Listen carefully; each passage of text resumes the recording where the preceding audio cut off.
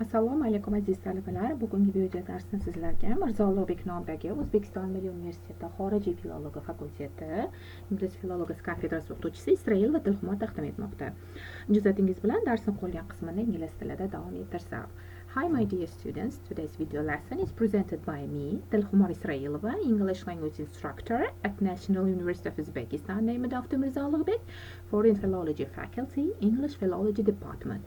And today's video lesson is designed for second-year students studying cross-cultural communication submodule, and the topic of today's class is nonverbal communication. Let me introduce you with the agenda of my today's class.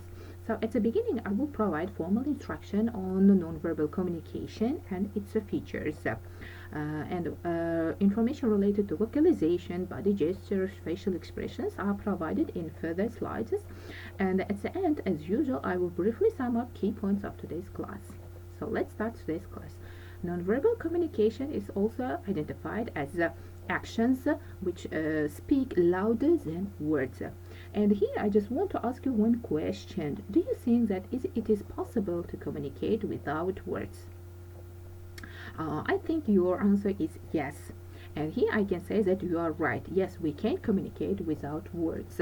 And actually, studies show that our half of your message is carried through nonverbal elements, including your appearance, body language, the tone, and the pace of your voice.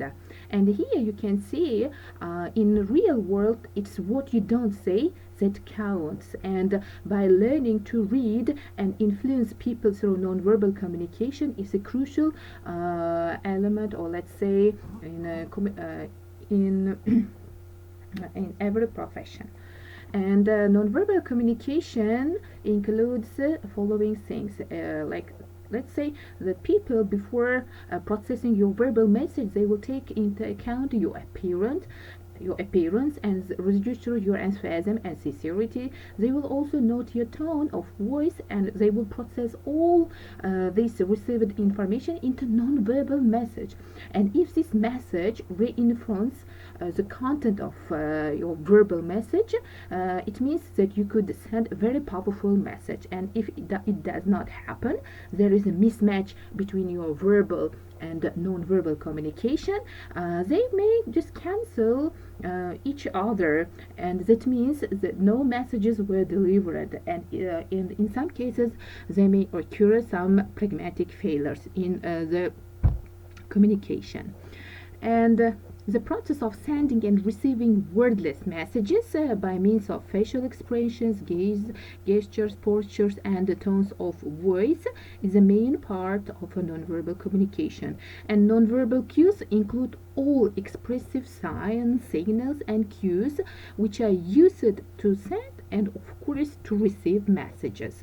Here you can see that different people are applying different facial expressions, postures in order to send you message without any words. And language is not only the only source of communication. There are also other means which can be communicated through, and these include gestures, posture, or let's say body language, facial expressions, eye contact, emojis, haptics, appearance, and objects. Here you can see some samples of emojis which are used mostly in social networking, in virtual life, in order to express the sorts, or let's say in order to communicate with let's say virtual friends and the people who are communicating in online internet sites. And meaning can also be communicated through object, and here objects may mean your clothing, your hairstyle, symbols, architecture, icons, handwriting style, and etc.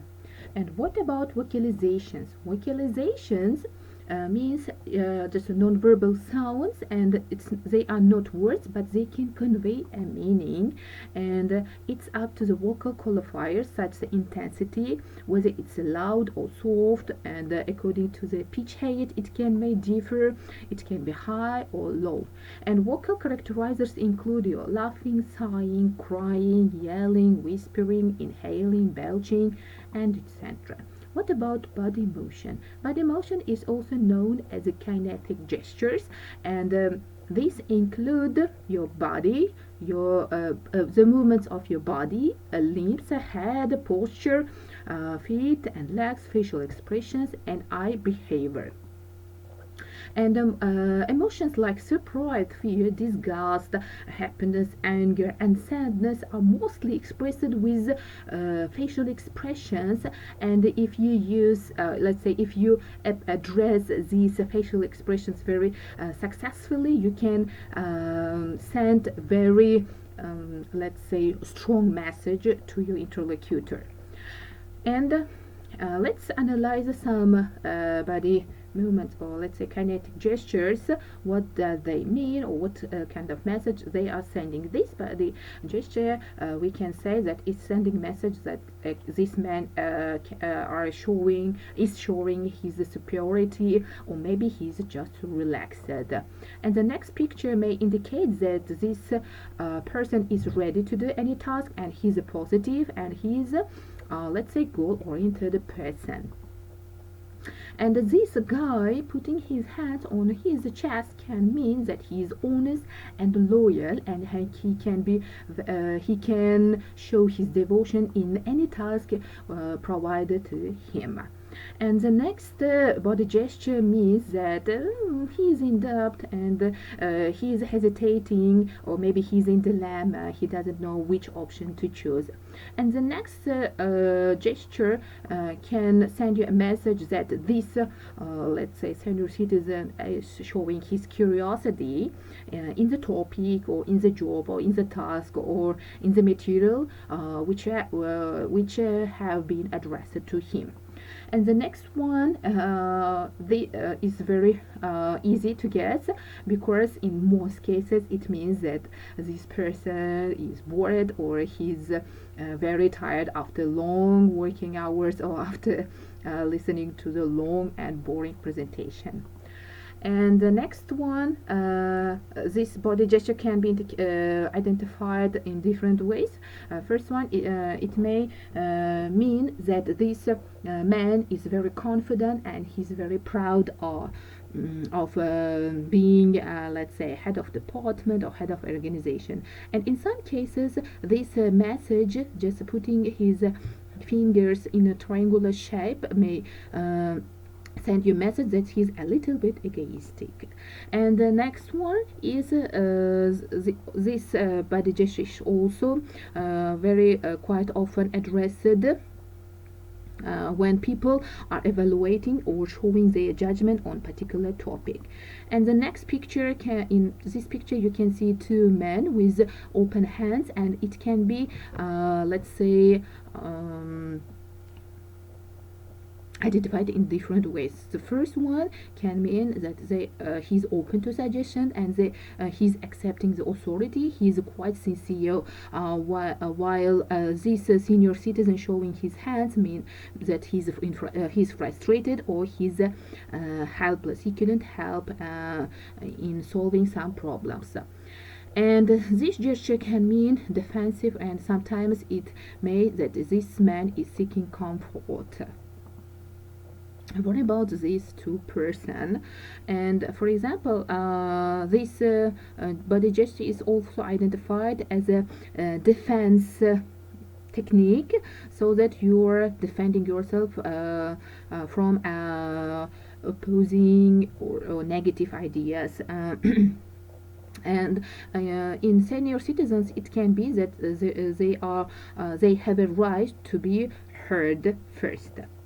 And as a conclusion, I want to say that in most cases you should say what you really mean, not only with the words, but with your non-verbal communication also.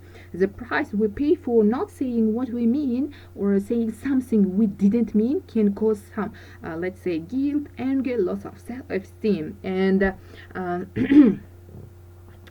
as a conclusion, I will say that today we briefly described nonverbal communication, its features, what kind of what kind of elements can be counted as nonverbal communications. And here you can see a very beautiful quote, and it will sum up today's main topic. And thank you for your attention, and if you have any questions you can send it to the email provided in the first slide.